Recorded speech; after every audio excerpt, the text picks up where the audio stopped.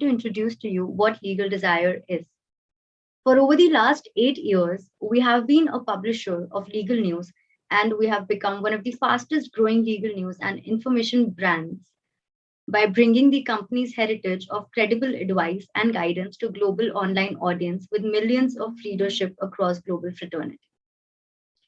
For a betterment of criminal justice system, Legal Desire established a separate department for forensic science, which aims to promote global body of forensic experts, criminal lawyers, criminologists, and doctors to promote the use of forensic science in criminal investigation, to conduct research and find and adopt new forensic techniques to aid in criminal investigation and reform legal education to adopt forensics in academic curriculum across the globe, training the students, lawyers, police, and others about how a forensic investigation is conducted in the 21st century is what our department stands for.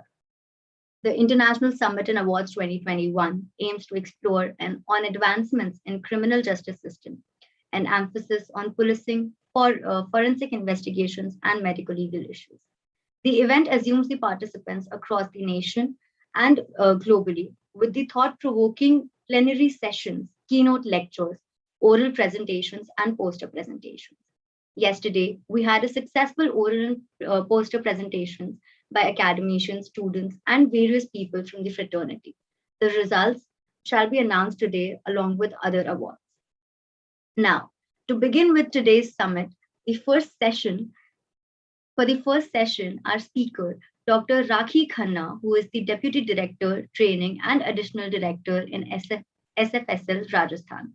She is presently the Additional Director in Kota and Deputy Director Training, Associate Member of American Academy of Forensic Science, joined Forensic Science Services in 1998 and headed the Toxicology Division from 2014 to 2019 in Ajmer. To current day, she has reported more than 20,000 cases in Toxicology Division. In February 2014, she was assigned to work at newly established lab at Ajmer, where she reported drugs given to police person in case of absconding from Ajmer. She has delivered lectures on various topics of forensic sciences by central and state government entities. Apart from her excellent administrative and teaching skills, her special interest lies in the development. I'm audible? Yes. Yes, Okay. you. In the development of instrumentation techniques resulted in the establishment of instrumentation in toxicology division, where she worked on various instruments like FTIR, microwave solvent, extraction system, ELISA reader, snake venom analysis kit, Randox equipment, polograph machines, and also designs methodologies for analysis of wide range of poisons. She has acquired the rank of Deputy Director Training in Rajasthan SSL in May 2019, where her team excelled in their work. She has organized workshops on Prevention, Prohibition, and Redressal Act 2013 against sexual harassment of women, reconstruction of crime scene, collection preservation, and forwarding exhibits under various branches to their specific forensic laboratory.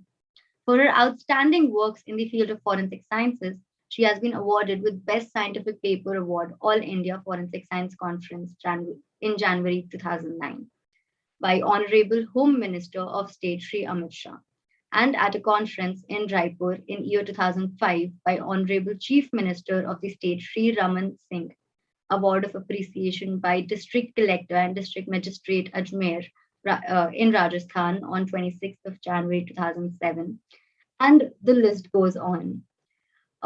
She has written many papers, articles on crime against women, and various analysis topics published in Souvenir, CDTI, BPRND, Proceeding of AIFSC, which has been published nationally as well as internationally.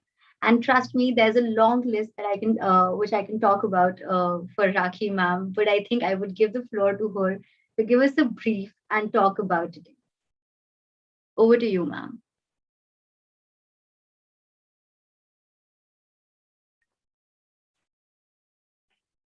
Thank you so much for so good introduction. And I especially want to thank the team to invite me on this platform of Legal Desire. Obviously, it is a very big platform. And today I'm very happy that Dogra sir is there with us, and I'm there to listen and hear to him here. So special my greetings to Dogra sir and all the team and Anuji and the whole team of Legal Desire. Thanks for the very nice introduction from your side. And I'm giving my talk as I have my experience in the scientific investigation. So I'm sharing my slide.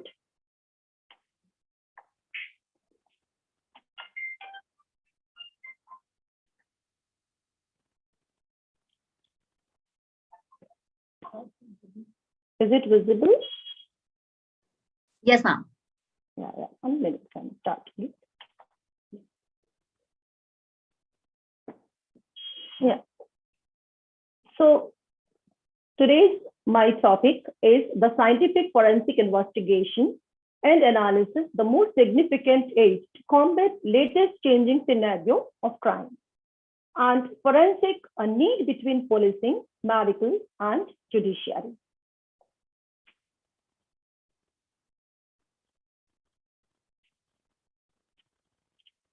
Forensic science is a very big discipline of science.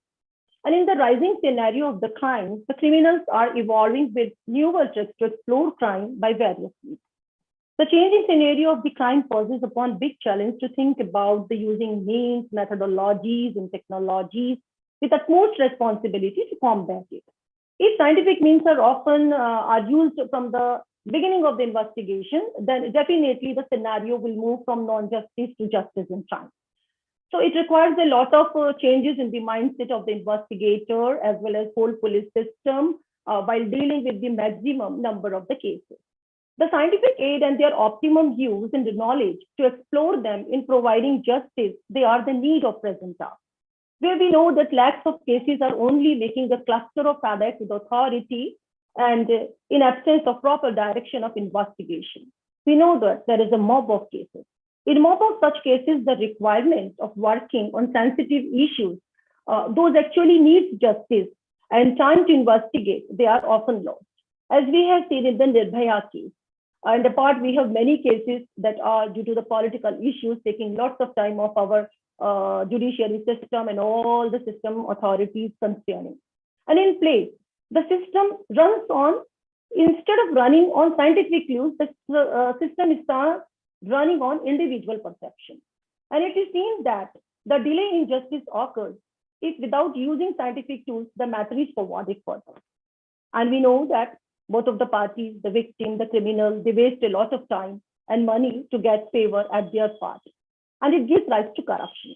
And even we know that the role of advocates also, instead of the exact justice, they modify the fact in their favor and they modify the evidences. There are many limitations in a way to justice. And crimes as rapes with minors, robbery, and criminals fled from police custody, they are very common and it's still a big challenge for the government. The cases of murders and rapes are highly sensitive, needs proper collection of evidences. The solution of these cases will be explained, expressing how we do the preservation and the collection and different aspects of forensic analysis help a lot in such cases. So proper collection of hair, semen, biological fluid, and their analysis, they give the big insight to solve cases. And such articles are being analyzed using DNA technique, as we all know very well. And it is also noted that in greed of getting money that is provided by the government agencies as a compensation of crime happen to the women and the minors, most of the people are going towards crime. They are doing crime. Intentionally, they are involving in crime to get that money from the government policies. So there are very loopholes in our rules, and we have puppet policies that drastically affect the society with crime. So our policies need amendments. Our judiciary laws needs amendments for the betterment of crime-free society. I will highlight my case singly. Instead of the Anandpal, big tycoon of Nagaur, Rajasthan, Ajmer, there were many loopholes about the custody system. And we reported that case, and our forensic report elaborates the use of anti-psychotropic drugs made to use to tranquilize the police person. And it becomes very significant. And we have given an elaborated report that how many persons taking that drug with them and who are innocent one, and how the role may be concerning person have the knowledge of medical background. So we have to go far beyond in establishing the crime clues with the cases. And the use of the highly sophisticated instruments in every case helps to give us the reports in time. Apart of it, we have accident cases, and they are very common, hit and run cases these days. And but when we see that optimum uses of the data that recovered from the spot street cameras and the mobile and the cyber systems, they solve very sensitive mysteries. And some cases are difficult to understand them. Now, forensic investigation at FSL, we need to start from the crime scene mobile units, the photography, the ballistics, the documents, cyber, physics, polygraph, chemistry, arson and explosives, narcotics, and the toxicology. These wings, we are in presence at our FSLs, and they are working day and night for giving the justice to the society. Then we have the biology, serology, and DNA wing, which are of specific concern nowadays. After the Nirbhaya tragedy, the government gives so many funds to the all laboratories and all state governments to develop the DNA laboratory and the cyber wings accordingly. So these are the different wings. We have to work for the ballistics. We see the cyber securities, forensic physics is there. We polygraph. We have the chemistry wing. We have arson and explosive wings. The narcotics deal with the drugs, the biology. So many cases I will going to explain here slightly. So first of all, start with the crime. We have 32 plus 2, that is 34 crime scene mobile units at our Rajasthan. And we have to look for the present and future in Indian perspective, the challenges, the ties, the need of modernization, kits, and very solutions. And we have to decide for various cases whether they were of murder or suicide. Sometimes the case when they pretend to be, like in this case, we have seen a very bloodshed is there and the knife is there, and it appears that it is a murder, but after the scientific investigation, it proves that it is not a murder, it is a suicide. So similarly, in the hanging cases, we see in our laboratory when we perform at the crime scene, there is a lot more challenges by far the collection of evidences and to looking the cases with the scientific attitude. In such cases, we see that looking to all such cases, it appears that it is a case of again a murder, but it is again a suicide. So I will not going to put into depth of how we come to conclude that cases, because today my concern is something different about to give a complete view about the crimes and how to get rid of these crimes and to provide some solutions. So when I come to the statistics objective, we see the number of crimes and the total crimes in our state and India that keeps on increasing day by day. And the types of crimes, they are enormous. The types of crime and types of crime scenes are enormous, and we lot more of technologies advancements nowadays to cope up with this all the scenarios. When we look at the statistics data of the cases input in FSL Rajasthan, when we see from 2013 and now till 2019 and now onwards, we have from cases received that is from 26,000 and it increases to up to 44,000 in 2019. And after 2019, in 2020, and in this year, there is a huge rise in the cases, especially in cases of the DNA. So total number of cases is going to increase every day, and it puts a lot of burden, and day and night our scientists are working for these cases. So there is a steep rise in the cases input to the FSL and in all sections. But the rising scenario indicates the future requirement in the DNA advancement techniques and the cyber crime analysis, which comes as a big challenge. So this is the steep point here. Now, my question to the working professionals: why justice is not given in time? And if we are giving justice in a very long time, can we call it a justice? Is our system really works to impart justice to the victim? As I have gone through with several of my own experiences, I have seen that our system, instead of working in favor of the victim, it is working in favor of the politism, individual, person, bribes, corruption. It works like that way. That's why we are not able to give justice to the victim. Then, what is the role of forensic science in imparting justice? Is of course trace. We have seen a lot more cases, the bomb blast case, the case Anandpal case, and we have a lot more cases of toxicology, where the direction has completely changed due to the performance of examination at the laboratory. So there is a big role of forensic science in imparting justice, and the case suddenly changed from the way it was seen. Then my question is our authorities are connected properly to provide justice? Is our policies are not becoming obsolete based on early laws? Don't they need amendments? Why we have not remained in a position of hope to get early justice? Aren't we require need of knowledge of interdisciplinary sciences and fields? Yeah, we are definitely talking about them. But when I am going to impart training at my FTRI on a different wings, I see a lot of gap between the interdisciplinary sciences. A person of toxicology doesn't want to talk to a person of ballistics because he sees that there is no such interdisciplinary reactions can be take place. The person of police, the investigating officer, they have hesitations to talk about the scientific evidences and clues. How can they put the question and preserve and collected the specific evidences and send to the laboratories? And similarly, the medical jurists, they do their own work, but they are not connected to us directly. And that's why Sunanda Pushpa sort of cases are there where we are lacking of providing justice. So there are a lot more cases. So why there is a list of unsolved mysteries is too long when we argue about the modernization and adoption of technology. Are we as an authority are utilizing the funds and the machinery for the betterment of justice? The government which provides the funds, the machinery, are they optimum used in the laboratory or any places?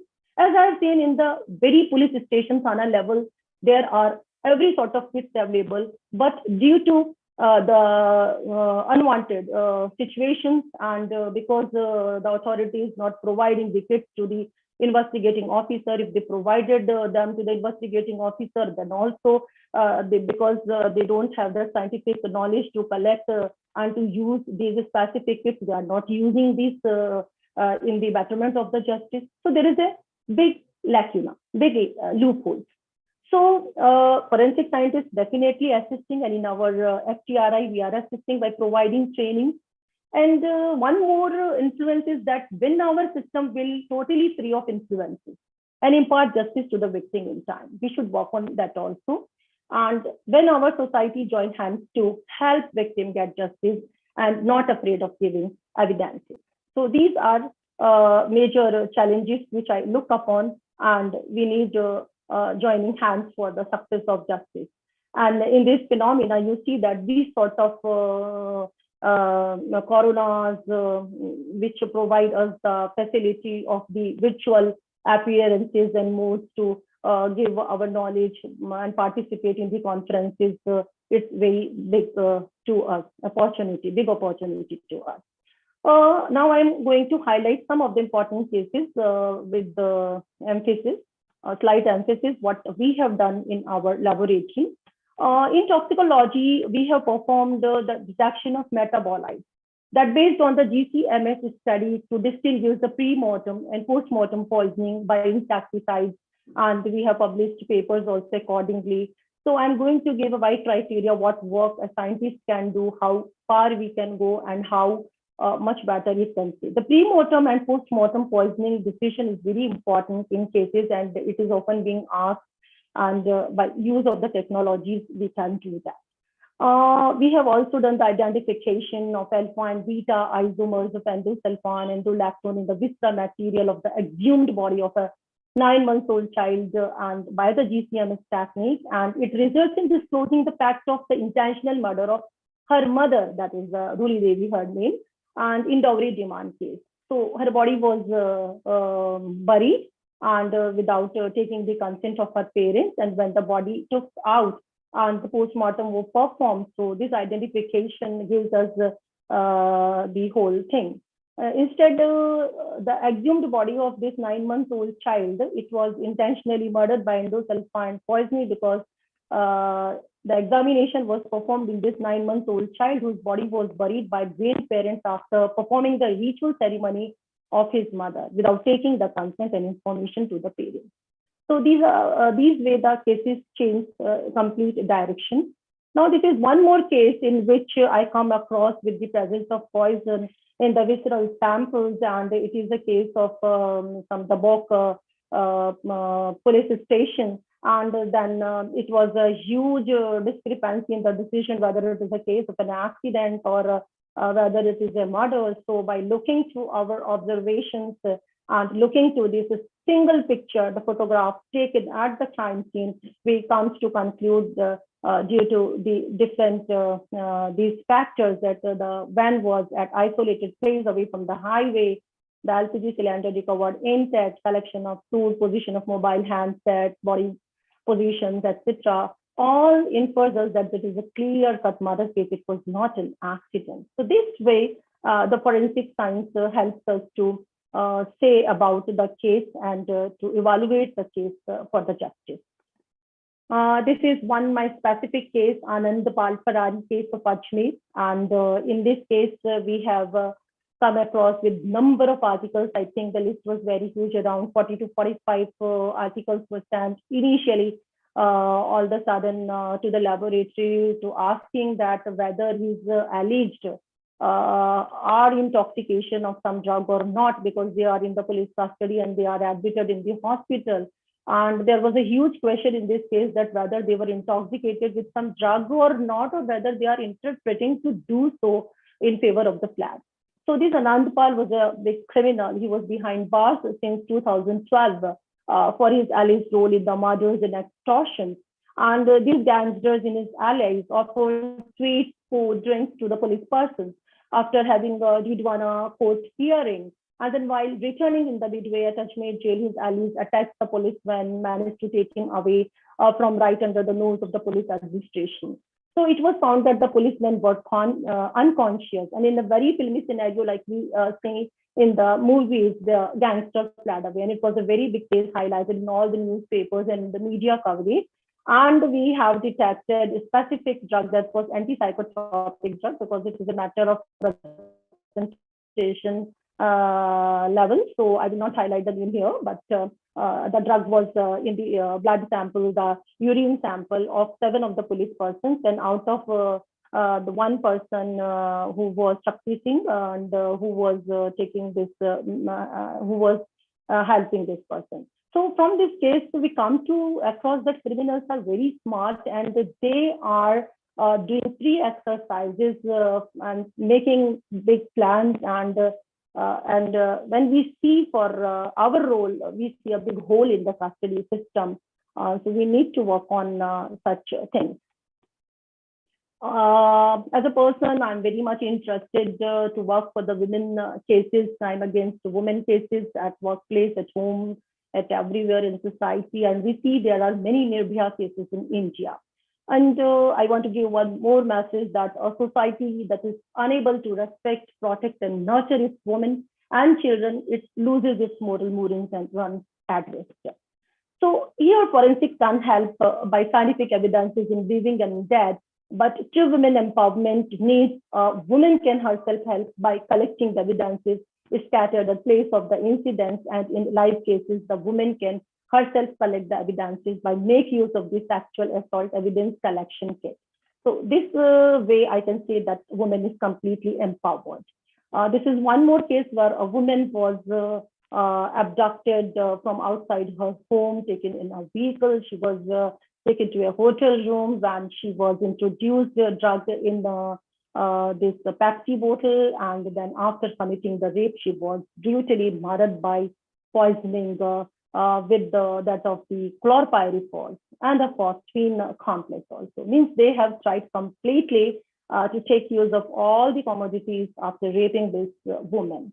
So by making use of the TLC, HPLC, GCMS, and UV visible spectrophotometry, we have analyzed the case and reported this case. So these types of the brutal mind we see. And one more case which is very near to my heart is in which I went from my clients in chain as an in charge, and there was a rape of a minor girl of 7 years, and she was brutally raped and killed by throttling with rope. And one can see the pictures where there is a lot of bloodshed. Looking to this bloodshed, one can very much see the brutality. And the person was a single person who committed this rape. And you have seen that there is a single cloth was lying here, and with this cloth was used by the criminal. And we take this cloth for our evidence, and it contains the semen and the blood sample of the victim and semen of the rapist. And in spite of that, it is there is a specific pubic hair of the criminal in it. And when we forwarded all these to our laboratories, then the IO asked that we don't know how to preserve these all the findings, and it is very important in this case to send a specific fully preserved and collected evidences so as to we provide justice in time. And in this, our DNA lab also worked very well, and they give our report in time, and where the hair root of the DNA match with that of the rapist one and with this close. So there are many corresponding correlative evidences here. Besides, we have many physical evidences at the crime scene. The rope is there, and they are very important articles where the specific fibers they are there on the clothes of the suspect, and the interdisciplinary factor works there. There are biological evidences, the single hair, semen, and blood, and by making use of all this, we can crack that case. And after 7 years, बच्ची के बलात्कारी को मृत्युदंड हुआ on the basis of the scientific evidences which were properly collected. Now that penalty to rapists after 1 hour report because of the proper collection of evidences, and they can only lead to the accurate results to the society. But again, I have very deep concern about the women cases that judgment comes after 8 years. In spite of performing our complete role in my laboratory at the crime scene, in preservation and collection and sanding, asking specific questions to the laboratory, providing reports in time, then also it takes a lot of time. In Nirbhaya case, we all know that the tragedy come across in 2012 and then ends in 2020 when the death warrant issues for the Nirbhaya rapist on January 22. So this is this touches my heart so much that we should work for it instantly. In Jaipur serial blast case, we have worked specifically in Charlie, different attitude we have approached. Sometimes we don't have the specific requirements with us, technologies and instruments with us. But if one have the zeal to work on, so we can take use of other laboratory, and then we have performed the ion chromatography using conductivity and UV mode, where we have specifically analyzed the presence of cations and anions in the explosive materials, and which correlate the link with that of the terrorist. And the bomb blast case was a black day in the history of the Jaipurites, and all places like in the Mumbai, Jaipur, Delhi, Ahmedabad, we have bomb blast.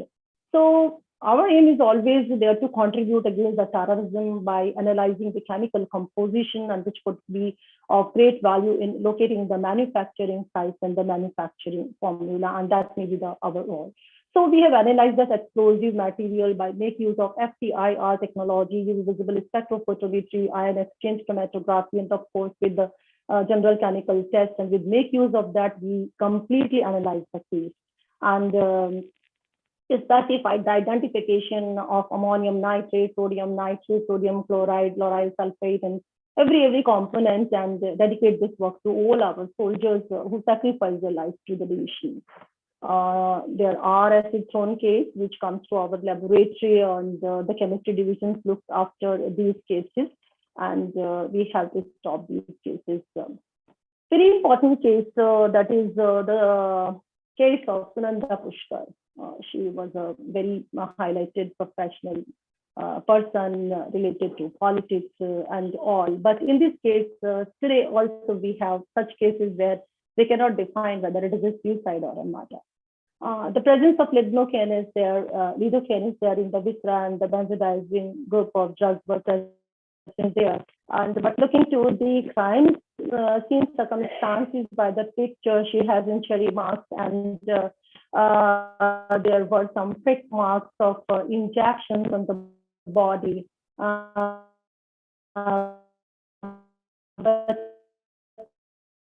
I need to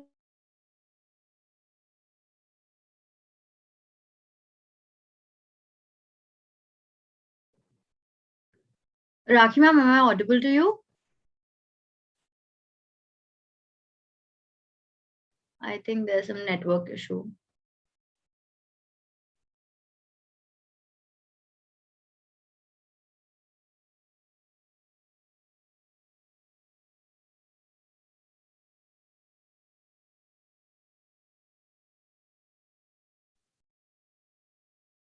Rakhi ma'am, are you here?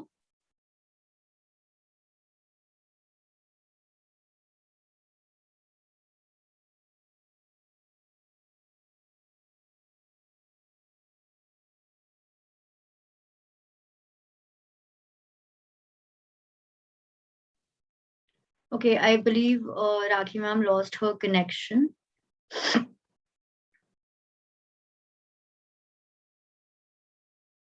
Okay, she's not here, although I would like to thank her for the very interesting presentation and very thought-provoking points. To move on, I would like to invite. I'm audible? Yes, yes. Okay, great. So to move on, I would like to invite Mr. Saleh Mansoor. So Saleh sir, my screen has stuck. Okay, great. So Saleh sir was employed by law enforcement agency for 33 years. During those years, he dedicated himself for serving the fair administration of justice by transferring scientific knowledge and experience in the field of forensic sciences, human identification technology, fingerprints and facial recognition, document security, and countering fraudulent use of identity documents. Accordingly, in his lectures, training sessions, and other different events, he has been focusing on fighting the myths about forensic evidence, and namely fingerprint evidence, and deeply discussing the main challenging issues related to the age of finger marks and their proper interpretation, aiming to highlight some specific facts about fingerprints and performing a new approach and reconceptualize the fingerprints as a tool for crime scene investigation and training. Further, Sir was involved in scientific researches and building capabilities that related to the document security and safety features used in documents of value like banknotes, travel, identity documents, aiming at supporting law enforcement and border control officers by, by the proper capabilities for fighting across border crimes, terrorism, and misuses of identity and travel documents and different kind of banknotes. Mr. Mansoor is a lifelong learner and shares his knowledge, experience, and values through active participation and international symposiums, workshops, and conferences, and through the courses that he teaches. It's a pleasure to have you, sir, and the floor is all yours. Okay, thank you very much. Thank you very much. Yes, Are you hearing me? Yes, yes, sir. Yes, let me go to the presentation and share screen.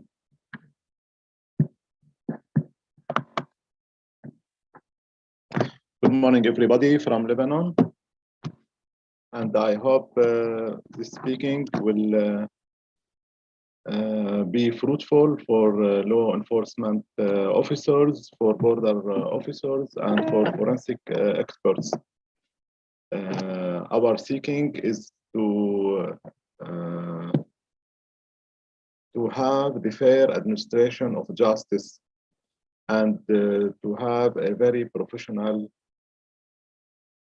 investigations in order to give the rights of all the victims and other persons involved in the investigations. I'm now trying to share the screen.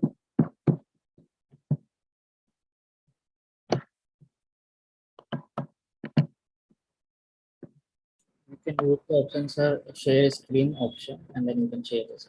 Yes, where is the screen, share screen options? You will see the bottom line. At the bottom of your Zoom screen, sir. Share screen, yeah.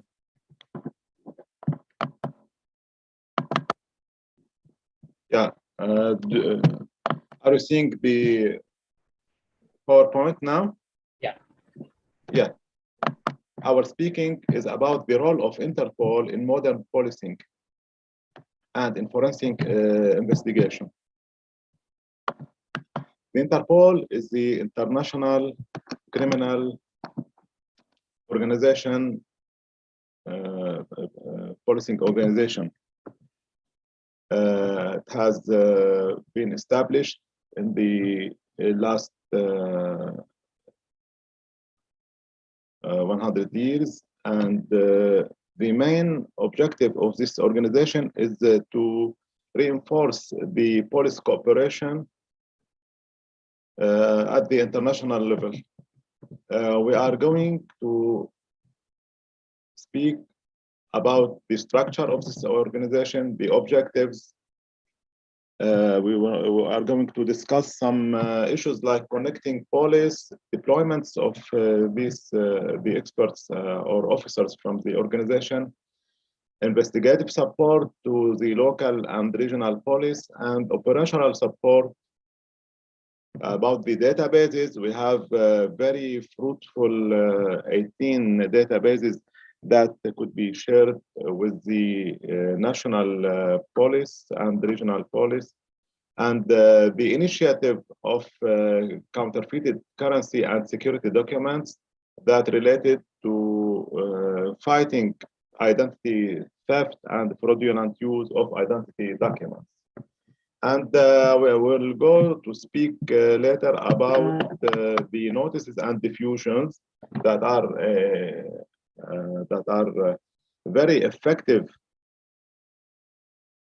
tools in the hands of national and international police.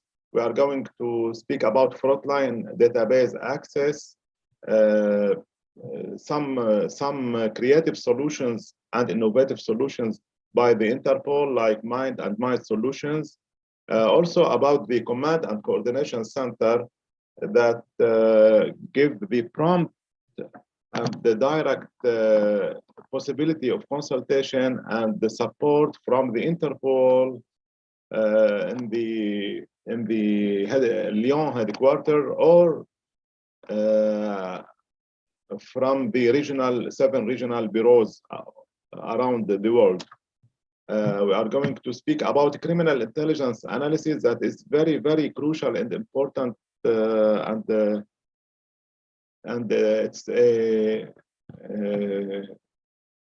essential tool in fighting and preventing international organized crime and emerging crimes and terrorism. We are going to speak about Interpol global policing goals, about maritime crime, cybercrime, countering terrorism, and countering organized and emerging crimes. And we'll finish our speaking by a conclusion. Am I going very speed, or it's good like that? It's fine, sir. Yes. The pace is. The International Criminal Police Organization is an intergovernmental organization. The principles of neutrality and independence are very important for this organization to focus on justice, on the fair administrative of justice at the national and international levels. So the Interpol's constitution forbids the organization from undertaking activities of a political, military, religious, or racial character. all these domains are forbidden from the Interpol to interfere in. This organization is founded in Vienna in Austria in 1923 at another name for sure, and this new name started from 1956.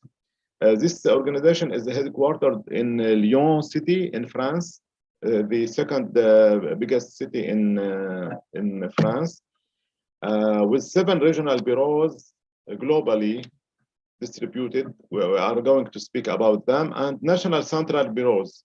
You imagine the center, the spider, like a spider, the center in Lyon, and it's connected for all the 194 countries, and also with 7 regional bureaus in order to facilitate the communication and the productive relationship between the Interpol tools and capabilities and the profited countries, law enforcement agencies, border control agencies. The structure is very simple: Secretary General, General Secretariat, the NCBs, the National Central Bureaus. In each country, there is only one NCB, the regional bureaus, the General Assembly that gather all the representatives from the 194 countries, and the Commission for the Control of Interpol's files, because all the Interpol's files are controlled, and they must be legally approved. It's not a discretionary competence of the Interpol to do anything they need. The officials are restricted by a legal frame about that. And this commission is responsible for the control of Interpol's files. Regional bureaus are to share experience and to facilitate and to the coordination and cooperation between the General Secretariat and the National Police, and to take regional actions regarding the support to the law enforcement agencies by the Interpol tools and capabilities, and to tackle common crime issues. The main there are 7 bureaus in Argentina, and Buenos Aires, and the Cameroon, at Yaoundé, at the Cote d'Ivoire, and Abidjan, San Salvador at San Salvador, Nairobi in Kenya, and Bangkok in Thailand, and Harar in Zimbabwe. This operating model of the Interpol, if we see the larger circle, we can see the main international issues that are, I think it's impossible to make a countering terrorism operation or a strategy by a mere national legislation or national law enforcement initiative.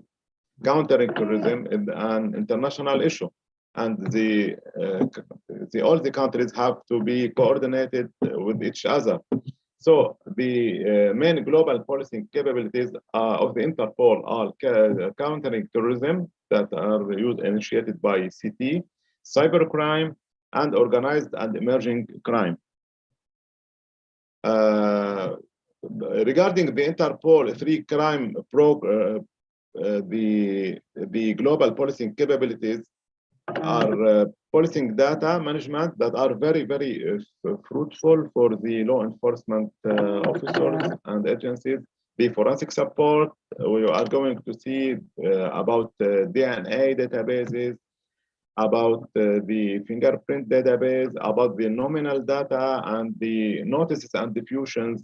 You know, the very famous notice is the red notice, and we are going to speak for all other notices. And the criminal analysis, which is very, very essential and crucial for organized emerging crime and countering terrorism. And the Interpol has launched a lot of special projects to respond to the problems, common problems at certain regions, like the project ICANN to counter and prevent the mafia in Italy, like the project Sahel at G5 Sahel countries in the Western Africa, like Project Compass that has the competency to fight organized and emerging and maritime crime at the Indian Ocean and at the Eastern and Southern Africa. Innovation is the main criteria of the Interpol initiatives and Interpol tools. Always you find the excellence and innovation with the Interpol capabilities. And there is main other interest is building capabilities and training for law enforcement and border control officers. We are going to speak also on command and coordination center that give prompt support to all countries regarding support and investigations and communicating with the databases that we have just speaking about. When any national central bureau needs to consult these databases or to make a search for a fingerprint, by example, or for a DNA profile, or when they need support related to document security, it's through the command and coordination center. And the main one is represented by fugitive and investigative support. How to follow up the fugitive persons. The main objectives of the Interpol is to have a secure world, to maintain global security, facilitate worldwide police cooperation and criminal control, provide support, services, expertise, and training. I've just spoken about the services. The main services are to consult the international and biggest million of records databases at many crucial fields related to investigation, like the firearms, like the fingerprints, the nominal data, and the document security also. And transnational crime, like terrorism, cybercrime, and organized crime. Let me start by connecting police. The Interpol has launched a secure network named I-24/7 in order to facilitate the communication and the consultation opportunities, instant consultation of opportunities from national police to the Interpol databases through I-24/7. And also, I can add that the national police, it's possible to launch a search at the Interpol fingerprint database through a fingerprint found in a crime scene in a very important crime or an organized or crime or a terrorist attack. Countries can connect with each other and with the General Secretariat through the I-24/7, and also to accessing databases and services in real time and to get very, very fast response. It's very crucial and important for the investigators. You know that the first moments and the first hours of discovering a crime are very crucial to find the perpetrators, the associates, and to make a fair administration of justice. Also, through the secure network I-24/7, it's a coordinating network, police and experts in different crime areas, and working groups the Interpol used to organize symposiums and conferences and working groups for experts and innovators and companies that have innovations in the fields that related to the work of law enforcement agencies and justice. Deployments. Interpol used to send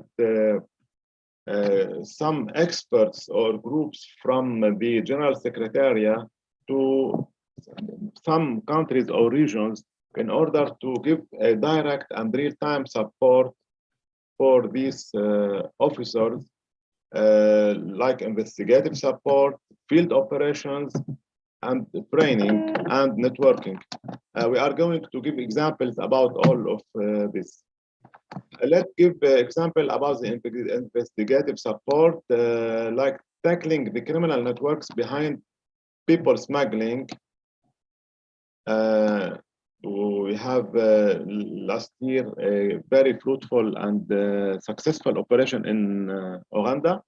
Deployments to border lines to improve integrated border management, like in Algeria, in Libya, at the MENA region, the Middle East, in Lebanon, and in Jordan also. About the investigative support, this is a maritime crime discovered in a vessel, and you see the Interpol officers are deployed for to give support to the national and border police in forensic investigation. And you know, all these latent prints and fingerprints for suspects taken from the crime scene or during the investigation are directly and at the real-time searched through or against the Interpol databases, international databases in Lyon. And the response is within very, very short period. Also, locating fugitives around the world when you use the Interpol tools through diffusions and notices, the main objective of them are locating fugitives around the world, and this fugitive and the criminal couldn't cross borders without being searched if the border agencies are connected. But unfortunately, a lot of countries are not connected now directly at the border checkpoints, at the airports, at the green checkpoints or the blue checkpoints. Many countries are not connected now. Building capabilities, deployments for building capabilities. I can give many examples about training and building capabilities for the law enforcement and the border control officers on how to use the Interpol tools and databases, and in building capabilities about how to check documents and how to profile the passengers and travelers in order to prevent and fight the identity theft and fraudulent use of identity and travel documents. And the very, very important issue regarding the great or the important crimes is the criminal intelligence analysis. I'll show you some examples about that. Criminal intelligence analysis is the very essential and fundamental tool in order to investigate the terrorism and important crimes. Like bioterrorism, exchanging of bio-related information and intelligence to member countries, Interpol has a crucial role in coordinating and exchanging this information related to bioterrorism to member countries. Training and the training of trainers, also deployment for training and training of trainers. Also regarding the operational support, sharing data on crime and criminals through the databases. Technical support, sharing best practices guide, like guides relating to sharing fingerprint files between countries, between systems, and between the national central bureaus and the headquarters in Lyon. Best practices for facial images. You know, the facial image has a very essential role in fighting crime and in our period, and these images has to be within a best practice guidance, and in order to be exploitable and searchable through the databases. Notices and diffusions, we are going to speak about them in details, and document security. The databases, we are going to speak about databases in some details.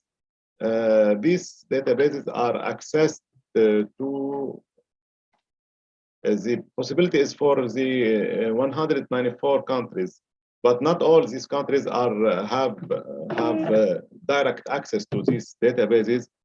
But it's possible if they ask and if they manage this issue with the Interpol.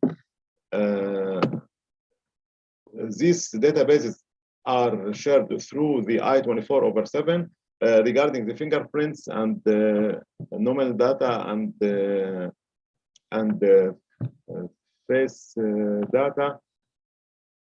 Face photos are shared through a face gateway, I-24/7.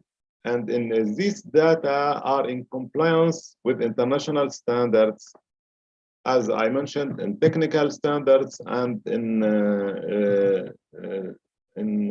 legal standards. These are legally founded.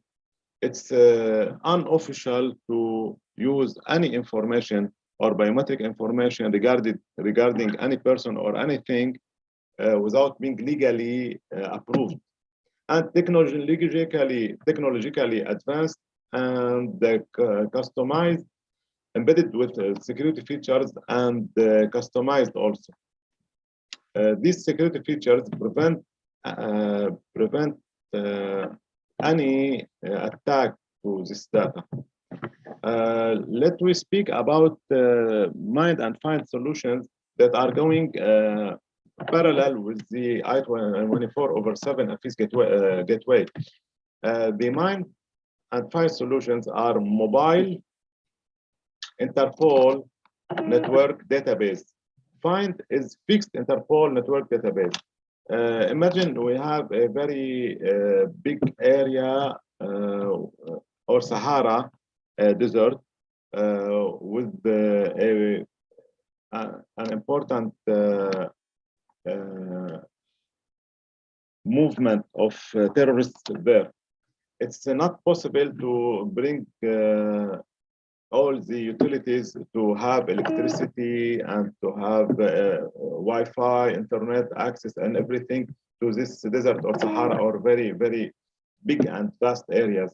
Then the Interpol, or some of these Interpol databases could be immigrated to a small, very small devices. These devices are not connected directly with the Interpol, but it's updated before going in the with the deployment with the Interpol experts.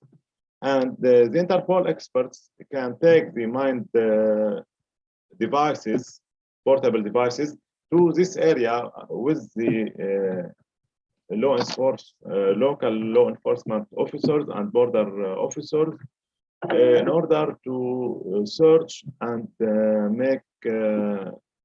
investigate the terrorism movements and attacks in these areas. This solution might be transferred to the local police in order to be able to use it without the direct intervention of Interpol experts. The fine solution is the fixed Interpol network database that is directly connected with the Interpol databases. It could be used at the airports and border checkpoints like blue and green borders also.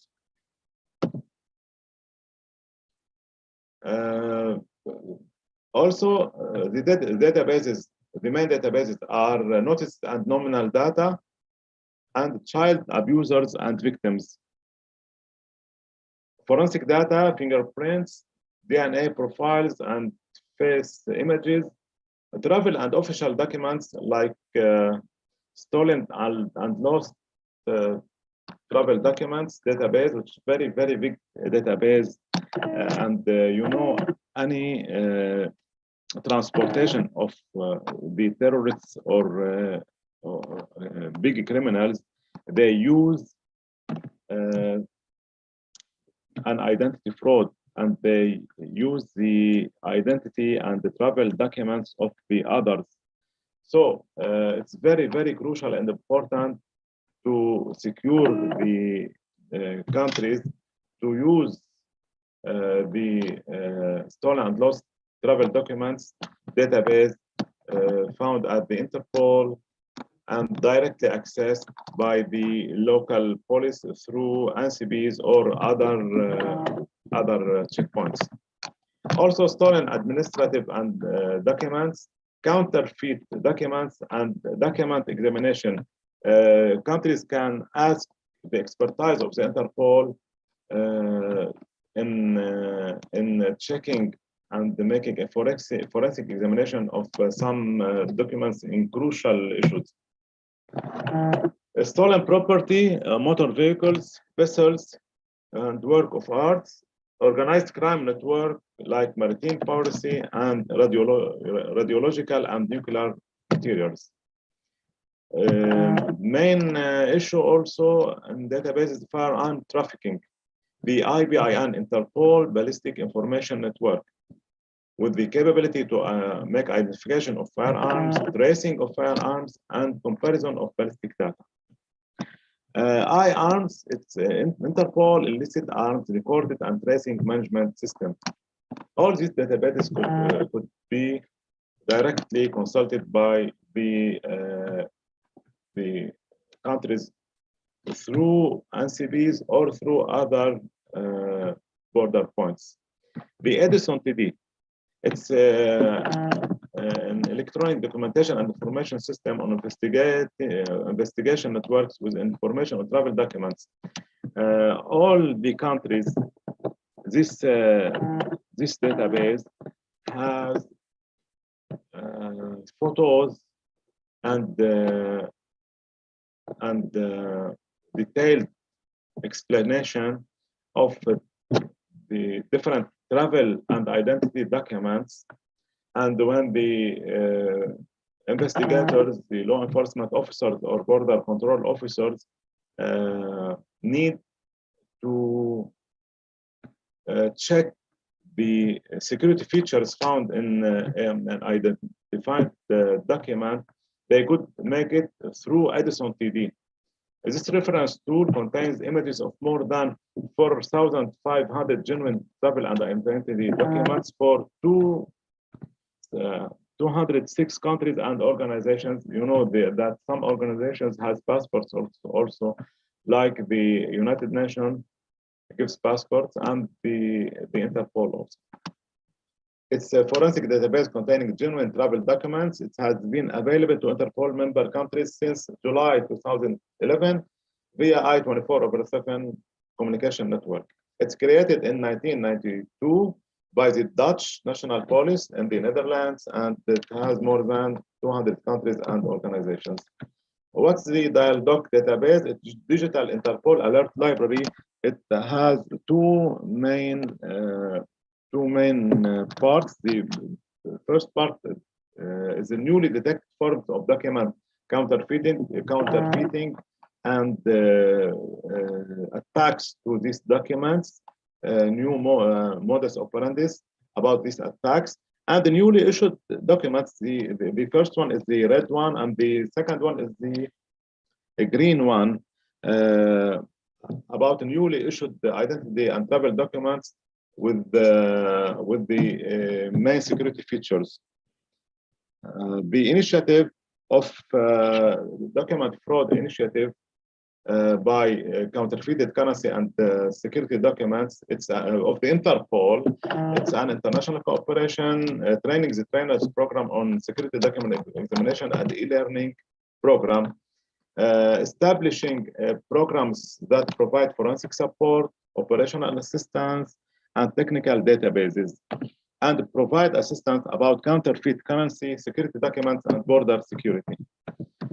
The program covers topics like personalization of identity and travel documents, printing techniques, security features, types of document fraud, international cooperation, and Interpol's specialized databases.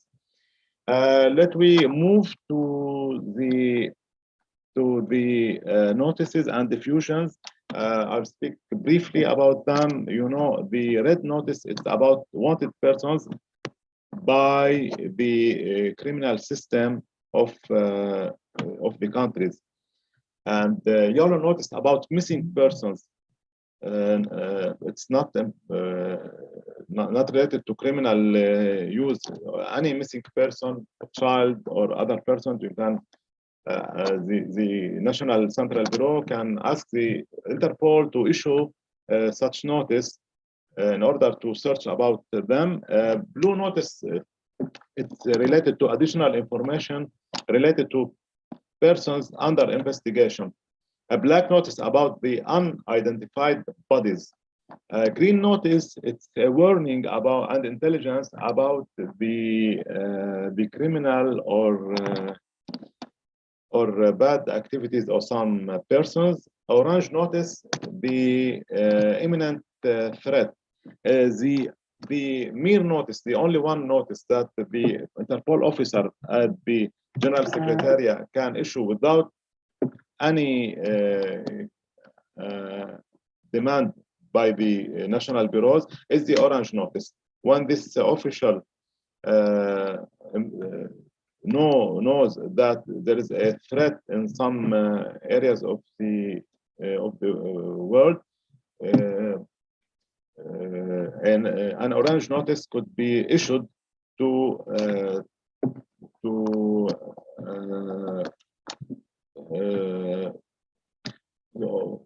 inform the involved countries to take precautions about that. And the purple notice about the MO, modus operandi of some criminal activities.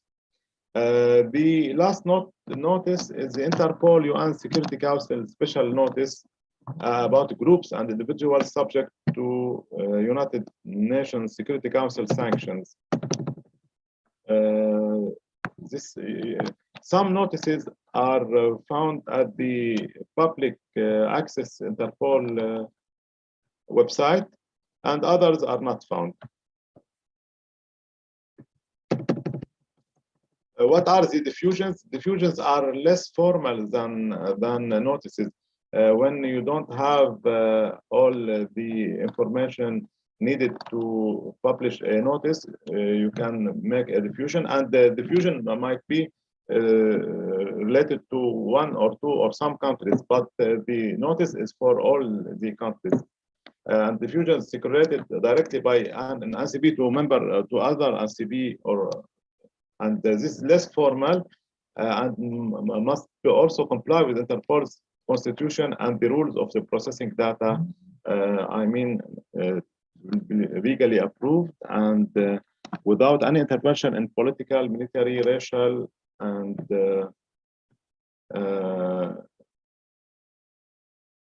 these issues that are forbidden for the Interpol to interfere. And both countries' identity details and both the diffusion and the notes contains identity details and judicial information. In 2019, the General Secretariat published around 21,000 notices and 35 diffusions.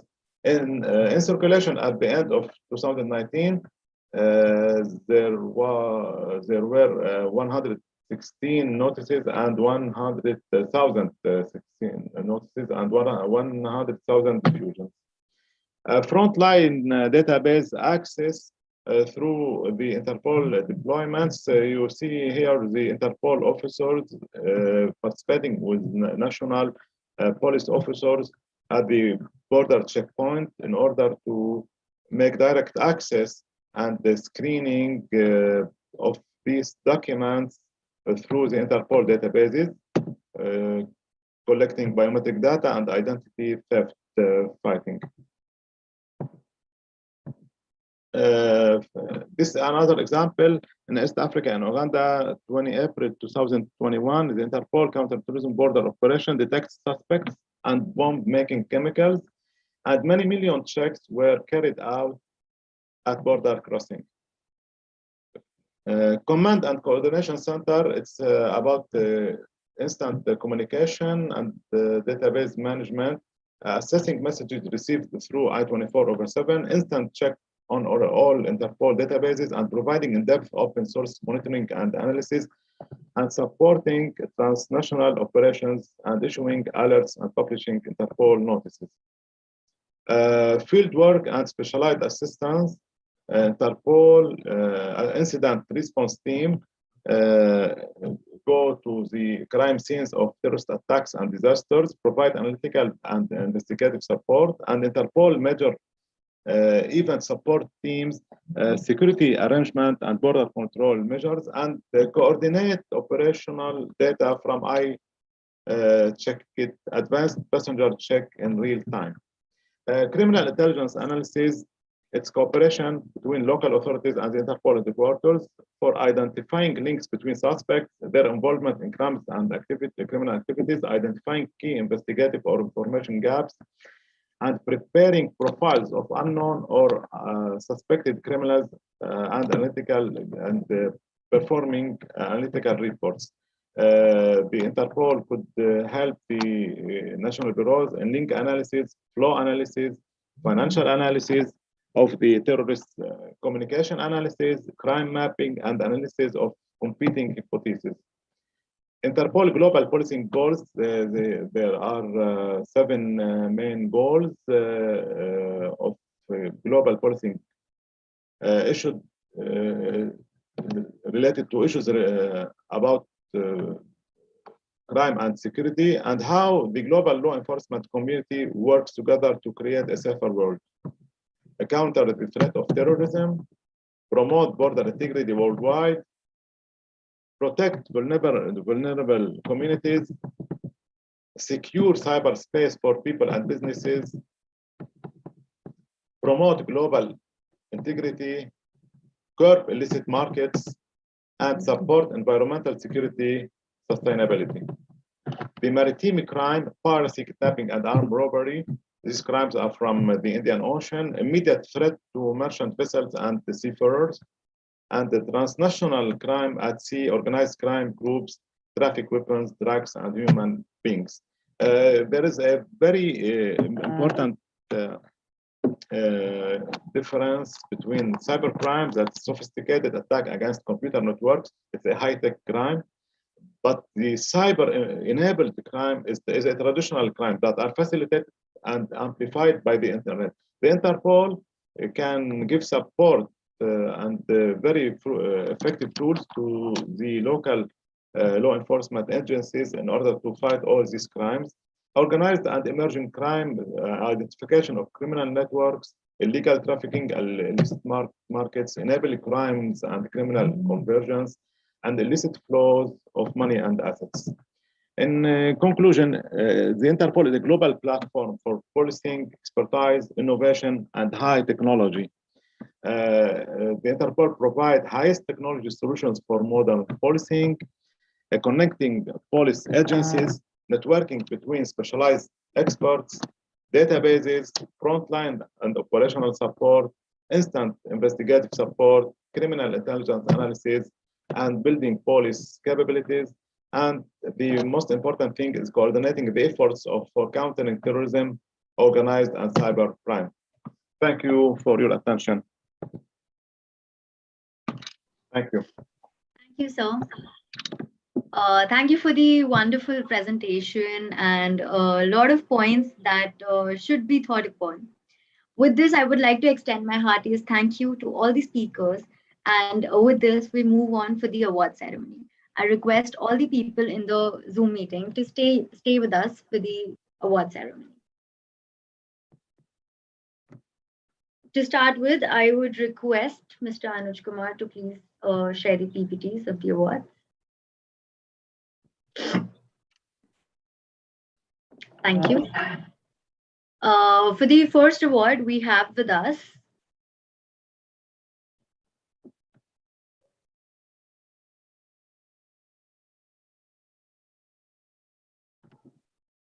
Okay, for the first award, we have Dr. B.R. Sharma Memorial Lifetime Achievement Award. We have Dr. T.R. Buggy.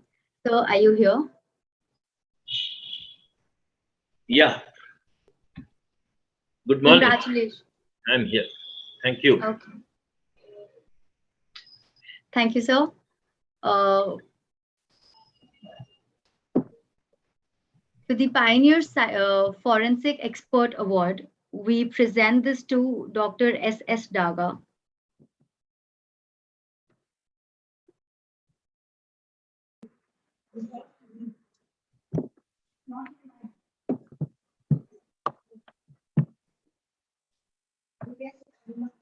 Thank you, ma'am. Thank you, sir. Moving on, we have the Best Director Award for Dr. Deepa Verma. Dr. Deepa Verma is the director at FSL Rohini. Ma'am, are you here? Yes, thank you very much.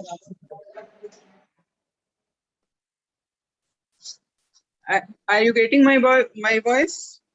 Yes, yes, ma'am. Thank you, madam, for this. Thank you. I think there's some connection error at my end. I can't hear anything properly. We can hear you. Yeah. Okay. The Best Director Award is presented to Dr. Rajesh Verma. He's the Deputy Director, RFSL Mandi, Himachal Pradesh.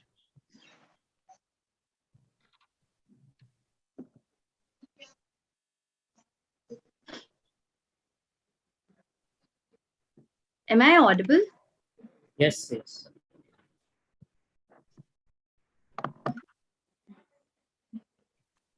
All right. Moving on, we have Medical Legal Expert Award for Dr. T.D. Dogra. It's not here. Moving on, we have another Medical Legal Expert Award for Dr. Cyril Wett.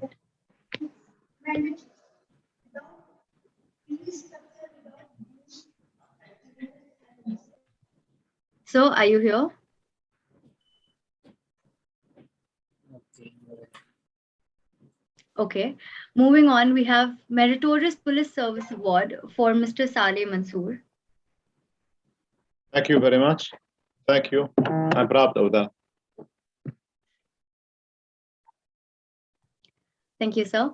Next, we have Best FSC Institute of the Year in the field of research, and this is backed by Regional Forensic Science Laboratory, Mandi.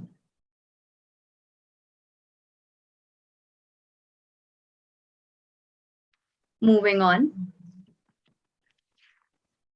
we have the Best Forensic Science Research Institute, and this has been given to COE Research and Analysis of NDPS, NFSU, Gujarat.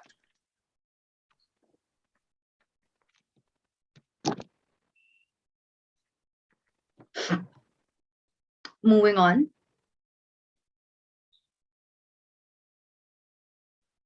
The Best Forensic Science Expert Award for DNA profiling has been presented to Dr. R.K. Kumawat.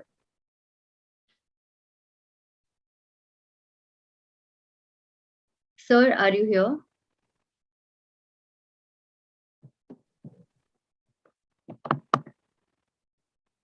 Okay. Moving on, we have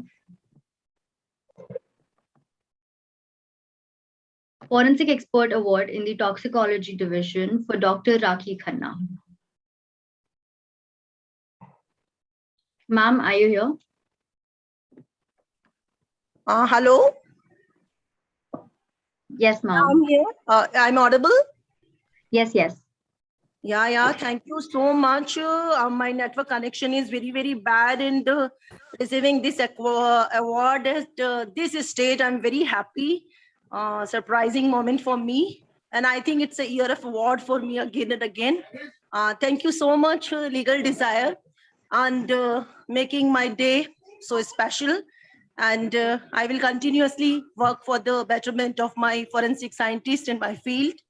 And thank you so much, Legal Desire, Anuj, and the whole team, and all the experts present here. It would be a great honor to be a part of Legal Desire and international platform here. And today my connectivity is very, very bad here. So slightly I think very bad that I'm not able to give my complete talk, but later, anytime, I will be there for you. And thank you so much, and love you all. Thank you so much. Thank you, ma'am. Thank you. So next we have Best Forensic Expert Award in the Biology Division for Dr. Kamal Chauhan. Sir, are you here? Okay. Moving on, we have Forensic Expert Award in the DNA Division for Miss Suchi Smita Behera.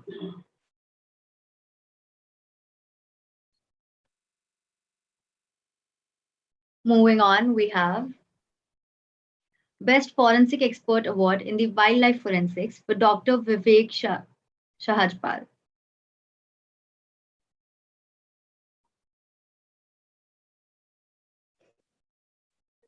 Okay. Next we have Dr. Vivek with us. Sir is here with us. Yes, he's here.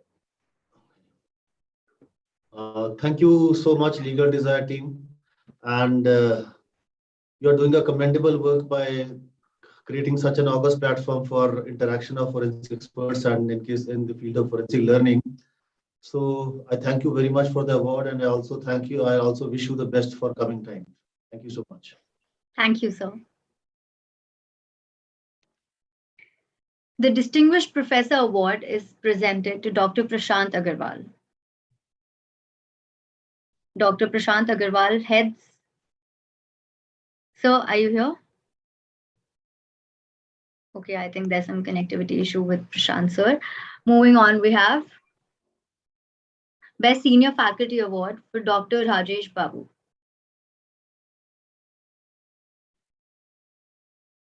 Sir, are you here? Okay. Next, we have Academic Excellence Award for Dr. Carlos Gitters. Moving on. Academic Excellence Award has been presented to Dr. Ritesh Shukla. Thank you so much. Thank you, sir. The Best Women Faculty Award goes to Dr. Neeti Kapoor. Thank you so much, the entire team of Legal Desire. Thank you so much. The Best Young Faculty Award has been given to Dr. Ashish Badiye. Thank you so much, Team Legal Desire, for the excellent work that you are doing. And I read your articles that are there in your magazines. So I just wish all the best to the team to continue the good work in the future. And also, I wish that the journal that you have, that should be now indexed in at least Scopus or at least in UGC. so that it would be beneficial for all the people who are publishing their articles. So it would be like a good thing if you can get it, indexed in the PubMed or Scopus, or at least in UGC care list. All right. So all the best. Thank you so much for this award, and I wish the team all the success in the near future. Thank you so much. Thank you, sir. Moving on, we have Best Research Scholar Award for Kanika Chuk.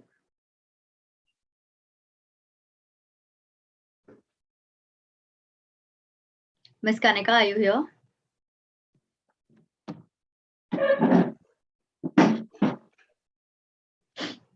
Okay. The Best Research Award Female goes to Miss Krupa Nishar. Yes, thank you so much. I would like to thank Legal Desire and Anuj sir and Apurva for giving me this prestigious award. I've had a little journey with Legal Desire, and I'm really amazed by the efforts that you've put in contributing to forensic science, and for making sure that all the students take up forensic science, and you are also making a good effort. Thank you so much. Thanks a lot, Ms. Krupa. Next, we have the Best Researcher Award in the category Male for Mr. Mahesh Tripathi.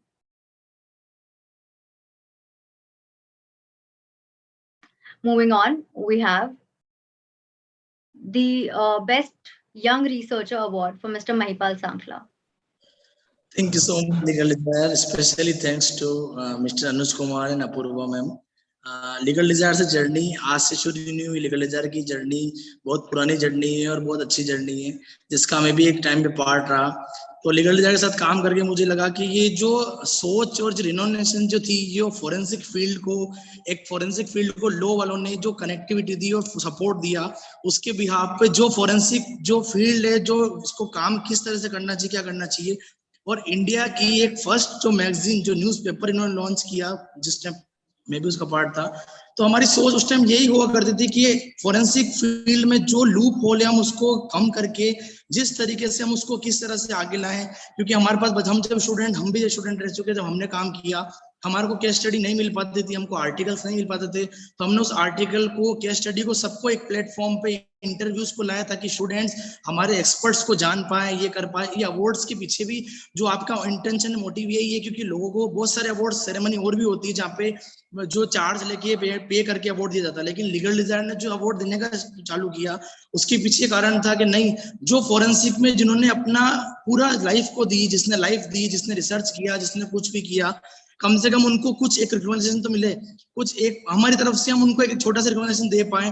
वो चीज सोच के आपने किया, आपकी सोच बहुत अच्छी थी और आपका बहुत अच्छा वर्क है. आई विश कि लीगल डिजायर से जितना अच्छा हो सके और भी वर्क होना चाहिए. और I always support to legal desire, I always support to as much as के जो आप सोच रहे हैं, जो आप कर रहे हैं, उसमें आप और अच्छे से कर पाए और आप अच्छे से कर पाए. Thank you so much for this giving this opportunity. Thank you so much for this award. Thank you, Mr. Sankla. Moving on, we have the Best Oral Presenter Award has been presented to Dr. Rakhi Khanna. These presentations were taken yesterday. Ma'am, are you here? I think there's some connectivity issue at her end. The Best Oral Presenter runner-up has been presented to Miss Priya Sharma. Am I audible? Yes. Thank you so much. I would like to thank the Legal Desire team for the successful completion of this event and providing this platform. Thank you very much. Thank you. Congratulations to all the awardees. All these awards will be mailed to you on the registered email ID within 24 hours. And with this, I would like to extend my hand and call upon Mr. Anuj Kumar, the founder and editor-in-chief of Legal Desire, to give a vote of thanks for today. Thank you so much, Apurva. First of all, I congratulate all the awardees who are felicitated today for the award ceremony also and for the other presentations. So the purpose of this award was to just recognize the work you are doing. Like we also started in this department 3 years back, and when we started like 3 years back, and when we traced the journey, so much has not been there between law and forensic. And being a law student too, like when I was in my finals year, when I was doing like post graduation also, so I find it difficult to enter into the field of forensic. And this is something new for not only for the legal fraternity like the lawyers, it is also new for the judicial officer. And this also heartened me, like when I discussed with judicial officer about the forensic science, so they were not aware of judicial terms, like forensic terms. So you can see how much crucial is this for also for the legal fraternity, because in the end, that will be court of law who will deliver the judgment, whether it's for acquittal or whether it's for holding them someone guilty. So we find it necessary that we should have like a proper awareness about forensic sciences, and also the like, and that's why we introduced this word Department of Forensic Science and Criminal Investigation, so that we can continue to aware all these things and between the legal fraternity also, and then we can bridge the gap between legal fraternity and the forensic. And in last 3 years, much has been changed also. Like we see now, there has been a lot of discussion of forensic in the also legal fraternity. Now even law schools are coming up with the courses in forensic science. Even NFSC has recently started their own legal department, law schools. And we also see now government is also allocating funds, and they are upgrading the current FSL, CFSL, and now they're coming up with the forensic science lab. Like recently, two like units of NFSC has been also announced by the Home Minister. So we can see the change, but much has need to be done also, because we can't produce forensic scientists in 1 year or 1 month, and it takes a lot of time, because the awards that you receive, it is for your work that you are doing from the years.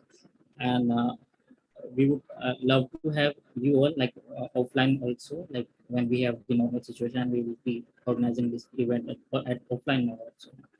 Also, I will also give thanks to the organizing team of the forensic department, and not for only this event, because all the work they are doing.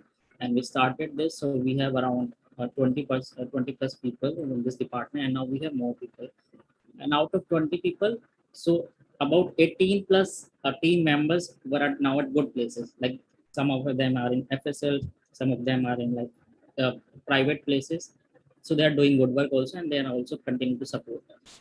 And we have more new team members in our team, and we are continuing to work hard so that we can take this awareness campaign about forensic and legal academic curriculum. So we want to include forensic into mandatory legal academic curriculum, at least in PG level courses. So those who are taking courses in at least criminal law, so we should have a mandatory inclusion of forensic science.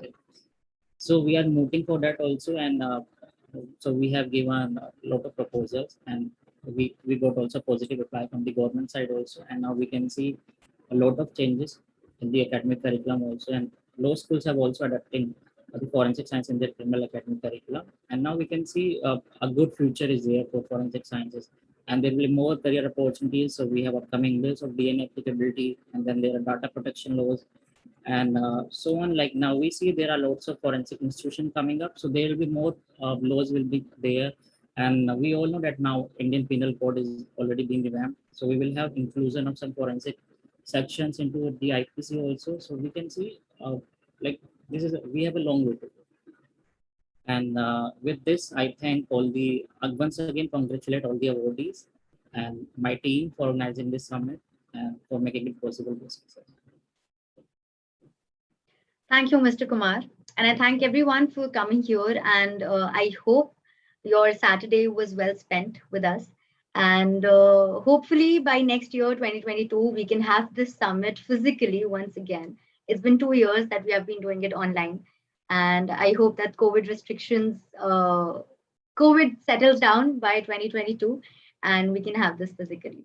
Thank you for joining us. For anything, you can always join our initiatives and email us on the given email address, and visit us at legaldesire.com/forum. Thank you, everyone.